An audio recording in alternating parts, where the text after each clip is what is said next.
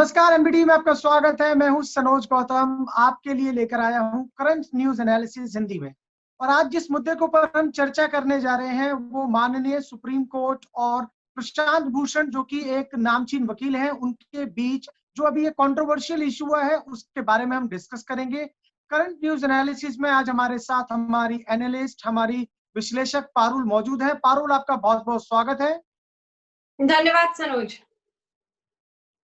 पारुल, मैं सबसे पहले आपसे पूछना चाहता हूं कि जिस तरीके से अभी ये खबर अभी आई है और उसके बाद में ये मामला काफी गर्मा गया है और कोर्ट पहुंच गया है।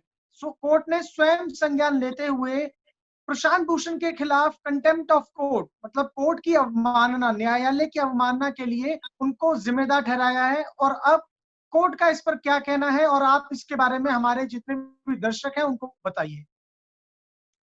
देखिए सनोज, पहले हमें समझना होगा न्यायालय की अवमानना का मतलब क्या है, अर्थ क्या है और कौन से ऐसे केसेस हैं। ऐसा बहुत कम होता है कि न्यायालय स्वतः संज्ञान किसी केस में ले, लेकिन इस केस में ठीक ऐसा ही हुआ कि हमारे न्यायालय ने, हमारे माननीय न्यायालय ने स्वतः संज्ञान लिया।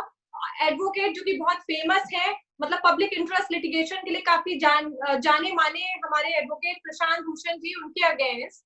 तो हमें देखना होगा ये मुद्दा शुरू कहाँ से हुआ, इस मुद्दे ने इतनी गर्मी आखिर पकड़ी कैसे। ठीक है, तो मैं आपको बताना चाहती हूँ 27 जून और 29 जून को प्रशांत भूषण जी ने 2 ट्वीट्स किए।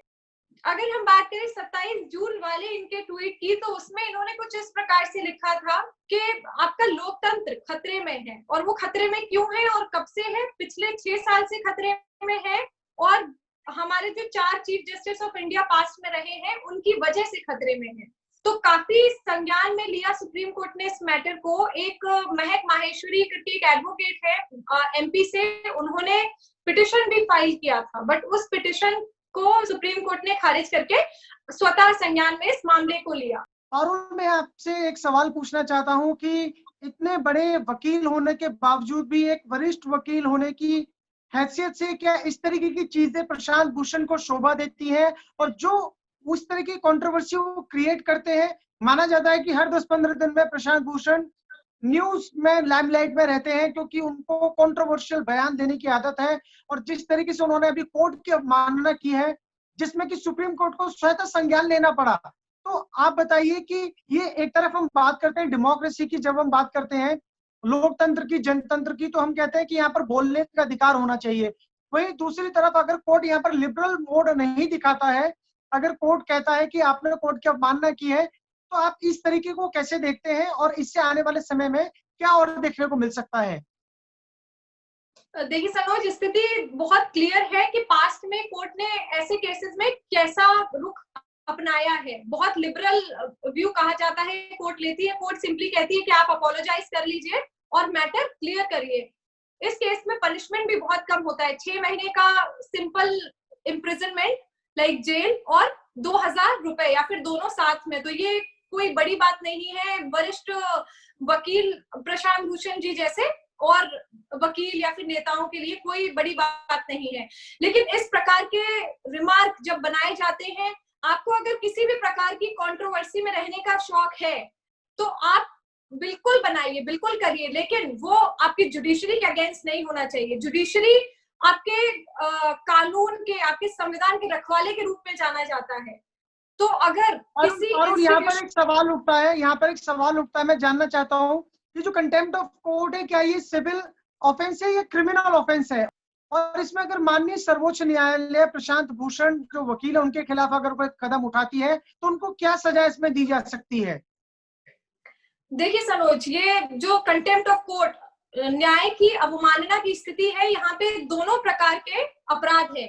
ठीक है, ये सिविल कंटेम्प्ट भी है और ये क्रिमिनल कंटेम्प्ट भी है। सिविल को हम हिंदी में भी सिविल बोलते हैं, क्रिमिनल को हम आपराधिक अवमानना के रूप में जानते हैं।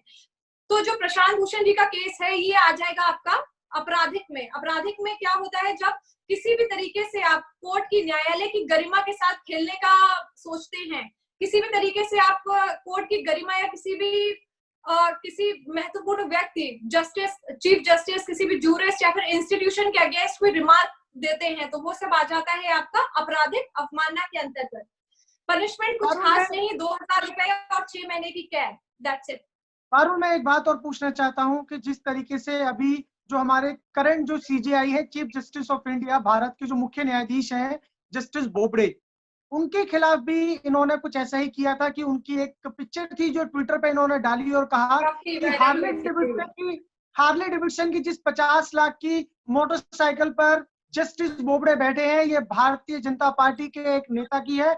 और इन्होंने ये भी बोला कि किस तरीके से हमारी जो जुडिशरी है वो कहीं ना कहीं डेमोक्रेसी के लिए थ्रेट बनी हुई है पिछले 6 साल में। तो अगर हम इस बात को ध्यान में रखें तो आपको कहीं ना कहीं ऐसा नहीं लगता कि जो इनकी महत्वाकांक्षा, राजनीतिक महत्वाकांक्षा है, जैसे ये आम आदमी पार्टी में थे, उसके बाद में ये और लोगों के साथ भी राजनीतिक रूप से काफी सक्रिय रहे, और अब अपनी दाल गलती नजर नहीं आ रही है, तो ये जुडिशरी पर और गवर्नमेंट पर ये कहीं ना कहीं सवाल उठा रहे हैं और ये अपना उल्लू सीधा करना चाहते हैं।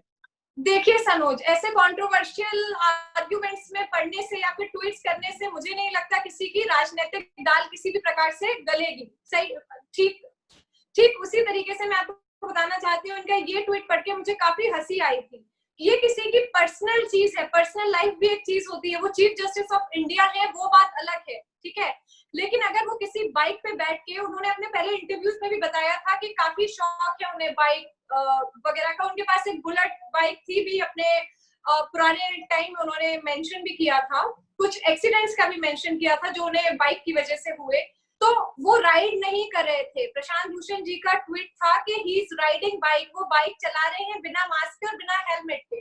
तो कोई वीडियो वायरल नहीं हुई थी, एक पिक्चर थी जिसमें वो सिर्फ स्टैंडिंग पोस्चर में उसके ऊपर खड़े हुए थे, बाइक के ऊपर खड़े हुए थे या बैठे हुए थे। तो मुझे नहीं लगता इस प्रकार की चीजों को आपको ट्वीट के माध्यम से जनता को मिसलीड करना चाहिए, मिसगाइड करना चाहिए। ये बहुत मैं कहना चाहूंगी बिल्कुल भी एक्सपेक्टेड नहीं है इतने बड़े वकील से। पारुल, यहाँ पर एक और सवाल उठता है कि प्रशांत भूषण के साथ में यहाँ पर ट्विटर भी घेरे में है, क्योंकि सरकार ने ट्विटर को भी इसमें इन्वॉल्व किया है, और ट्विटर इंडिया के जो यहाँ पर लोग हैं, जो उनके मुख्य अधिकारी हैं, उनके ऊपर भी कार्रवाई करने की बात की जा रही है, क्योंकि कई बार देखा गया है कि ट्विटर भी इन सब चीजों को नहीं हटाता है, जिसके परिणाम स्वरूप और लोगों की नजर में भी जो न्यायिक प्रक्रिया है उसका कहीं ना कहीं माहौल बनता दिखता है। और ये इस तरीके की चीजें आपको क्या लगता है कि हमारी डेमोक्रेसी के लिए कितना बड़ा थ्रेट है, जबकि जो लोग खुद थ्रेट बने हुए हैं और इस तरीके की चीजें कर रहे हैं, कोर्ट की अवमानना कर रहे हैं, ऐसे लोगों के साथ में क्या किया जाना चाहिए? क्योंकि जैसे आपने बताया कि मात्र 2000 रुपए और 6 महीने के कारावास का प्रावधान है, तो मुझे नहीं लगता कि शायद लोगों के अंदर इसको लेकर डर है और इसकी सजा को और ज्यादा बढ़ाया जाना चाहिए। सरोज, हमें इस मैटर को थोड़ा और गहराई से सोचना पड़ेगा कि ट्विटर इंडिया के अगेंस्ट क्यों, मतलब ट्विटर इंडिया को क्यों एक पार्टी बनाया गया।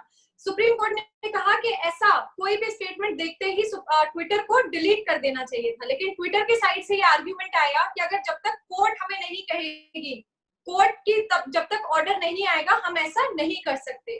ट्विटर की भी बात मुझे काफी हद तक सही लगती है, क्योंकि एक डेमोक्रेटिक सिस्टम में आपको नहीं पता चलता कहाँ आपके पास अधिकार है अभिव्यक्ति का और कहाँ पर नहीं है। तो यहाँ आपको देखना पड़ेगा, और मैं कहती हूँ ये थोड़ा सही हुआ। ये मामला थोड़ा सा लाइमलाइट में आना चाहिए था, ताकि आगे के लिए एक एग्जाम्पल सेट हो जाए। लोगों को पता चलना चाहिए कि कहाँ अभिव्यक्ति का अधिकार है और कहाँ अभिव्यक्ति पर अंकुश लगे हुए हैं। कोई भी अभिव्यक्ति अगर बिना अंकुश के आएगी तो मुझे नहीं लगता कि हमारा लोकतंत्र ज्यादा लंबे समय तक चल पाएगा। पारुल, बहुत बहुत धन्यवाद सभी सवालों का सही जवाब देने के लिए, और हमारे जितने भी जो व्यूअर्स हैं उनको आपने बताया कि किस तरीके से कंटेम्प्ट ऑफ कोर्ट क्या होता है, और इसमें जो ये मामला है जहां पर माननीय सर्वोच्च न्यायालय और जो एडवोकेट प्रशांत भूषण है उसमें आगे और क्या हो सकता है। आपका बहुत बहुत धन्यवाद पारुल, और हम आपसे उम्मीद करते हैं कि आगे जितने भी करंट न्यूज एनालिसिस के हिंदी एपिसोड जो आएंगे उसमें आप आके हमारे जो व्यूअर्स हैं उनको बताएंगे राष्ट्र और अंतर्राष्ट्रीय मुद्दों के बारे में। जी बिल्कुल Sanoj, thank you so much, धन्यवाद। मैं आपका दिल से धन्यवाद व्यक्त करना चाहती हूँ। ऐसे मुद्दों को आपको अक्सर उठाना चाहिए, ताकि जो हमारी यूथ है वो गलत डायरेक्शन में ना जाए, और उन्हें हर चीज के बारे में सही इंफॉर्मेशन होना बहुत जरूरी है। मैं आपके लिए फिर लेकर आऊंगा करंट न्यूज एनालिसिस हमारी एक्सपर्ट पारुल के साथ में। आप देखते रहिए एनबीटीवी। अगर आपको ये वीडियो पसंद आता है तो इसको लाइक कीजिए, give it a thumbs up, और अगर आपको वीडियो पसंद नहीं आया है तो आप हमें कमेंट करके बता सकते हैं. You can share it with your family and friends. Thanks for watching NV TV. Sanoj Gautam will get back to you once again.